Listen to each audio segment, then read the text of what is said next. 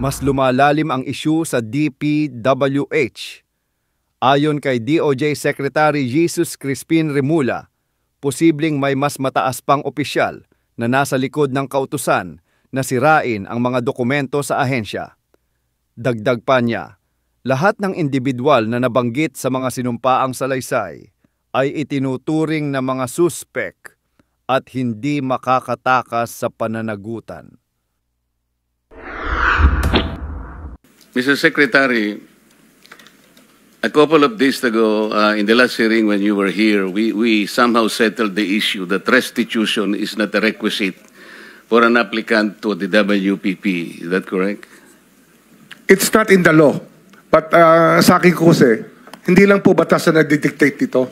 It's also what is morally right, what is expected of us. Yan po kasi, kahit hindi nilagay sa batas, mga given po yan sa ating lipunan. What do you mean by that, Mr. Secretary? Kasi wala nga sa batas yung ano. Wala nga sa batas. Yung requirements for admission to the witness protection. Ang restitution is not part of it. Yes, it is not. Oh, pero hindi mo nangangahulugan na hindi namin pwede i-layout yan depending on the case. Mr. Secretary, I am still in the stage where a particular applicant wishes to apply under that program. And there is a process. In the process, restitution is not one of the requisites. Is that correct? Opo, pero if it's in terms of this case being a financial crime, sir, this is a crime against the financial status of the Filipino people, of the Philippine Republic. I think that it's just right. Mr. Secretary, are you amending the provision of the law? No, sir. No, sir. But that is how we run the witness protection program. As a lawyer, Mr. Secretary, may I ask you, in a criminal prosecution, the civil liability is impliedly instituted. Is that correct? Of course. Kaya nga hindi naman nangangahulugan kung sakasakali na natapos na yung criminal prosecution, kapag ka nakita na mayroong criminal liability yung tao, because it is impliedly implied, doon lang magkakaroon ng restitution. It will come after.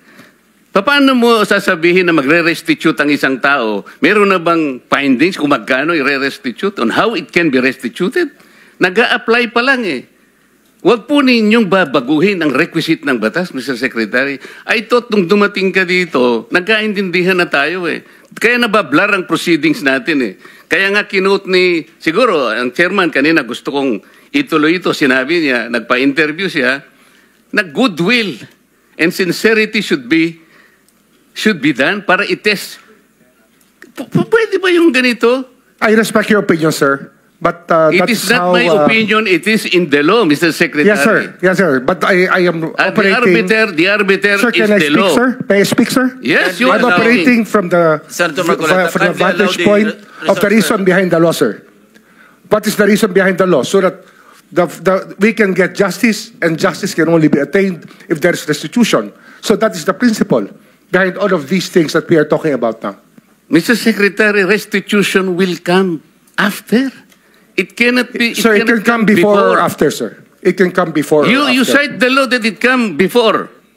Wala nga po sa batas eh. Huwag po ninyong babaguhin ang batas, Mr. Secretary. We are operating on a unique set of facts, and we are...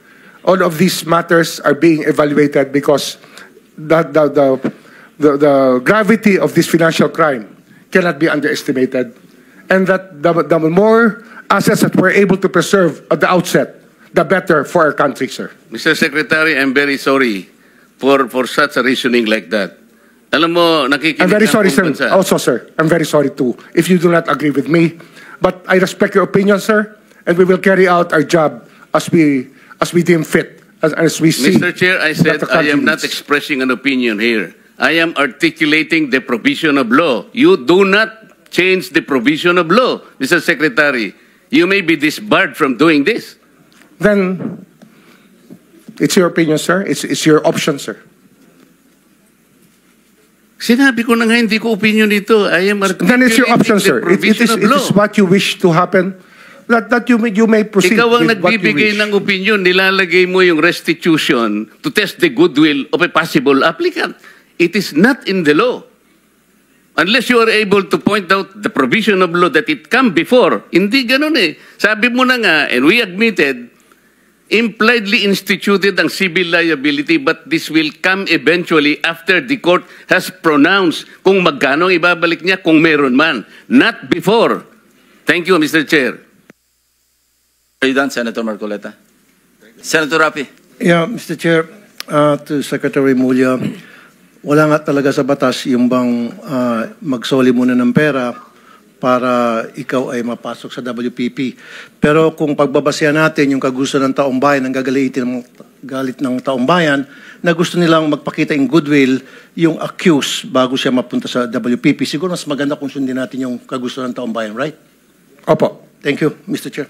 Mr. Chair, there Yes, is also, Senator. I would like to manifest that hindi ko alam kung nakikinig ho tayong lahat, yung sigaw ng taong bayan na libo-libo sa People Power Monument sa Luneta, hindi lang po pagnanakaw, they were also shouting, ibalik yung pera nila. And I believe the Secretary of Justice heard that, and I believe Malacanang heard that. Kaya nga po, dito po sa mga kontraktor, mga opisyal, isole ninyo ang pera ng taong bayan. Hindi po batas ang pinag-uusapan. Wala ho tayong pakialam sa batas na yan. Sometimes, you have to bend the law to be able to please the people. Mas mataas po ang taong bayan sa batas. Am I right, Secretary Remulla? Yes, sir. Mr. Chairman, Thank you, Mr. Chair. Second round, Senator Pangilinan. just to lower the decibels and the stress that comes with high emotions. Si Ginoong Secretary Remulla, si Ginoong Hernandez halimbawa, sinurrender na sa ICI no? Yung ilang vehicles at sinasabi niyang willing pa siyang mag-surrender ng Lamborghini. I mean, that's his voluntary act. If Engineer Alcantara will do the same voluntarily as a sign of goodwill, there is no law that prevents him from doing that.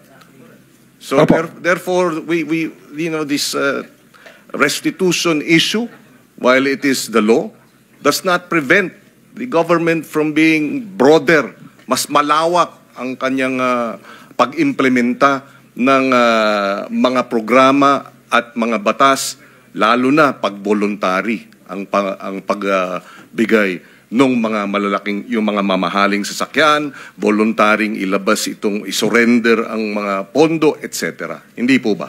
Opo. Sa karanasan ko kasi, pag inintay po natin yung court judgment na maging final para isurrender po ang lahat, eh baka puti na mga mata natin, wala pa hong nangyayari. Kaya habang maaga po, we try to get as much para maibalik na po sa taong bayan yung dapat hong ibalik. In fact, yung pagbabalik is a sign of cooperation, which the courts will eventually consider when it sentences or if it provides the exemption and the immunity. Hindi po ba? Opo. So that should guide itong ating mga testigong nais mag-apply sa Witness Protection Program. Kapag kayo ay nagko-cooperate, ito ay magiging senyales sa ating korte na maaring ma-grant ang exclusion and exemption and immunity. At the same time, kung may sentensya, pati iyon, mapapababa pa among others. For the record, Mr. President. Tama po. Thank you.